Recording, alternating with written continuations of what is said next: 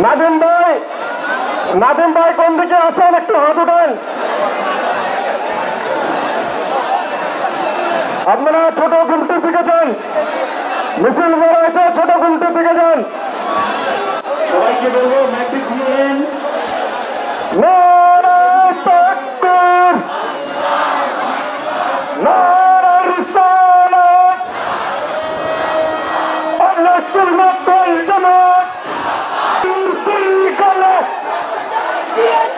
জুতা মারো তলে তলে,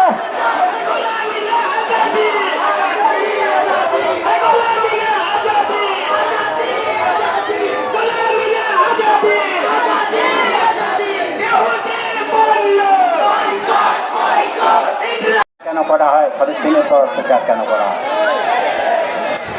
কারণ আমরা মুসলমান, আমরা কিন্তু প্রতিশোধ নিতে জানি না। 313 মিলে আমরা কিন্তু হারিয়েছি, তো জানেন জঙ্গিবাদে। আমরা হাসান ও হুসাইনি মাথা দিতে পারি কিন্তু মাথা নত করতে পারি না। ওতে আপনারা আমাদের মাথা নত করাবেন না, বিশেষ করে সৈয়দপুরে গোটা একতাকে আপনারা রাখবেন। কারণ দু একজন পিঁপড়া ঢুকে পড়েছে, সেই পিঁপড়াদের থেকে একটু সাবধান থাকবে। আমরা সব সময় চেষ্টা করব যে আমাদের যে কালমা, আপনারা মনে হয় অনেকেই জানেন, অনেকে জন্ম নেননি। যখন 1965 সালে ভারত ও পাকিস্তানের যুদ্ধ হয়, তখন ভারতের অবস্থা খুব ভালোই ছিল।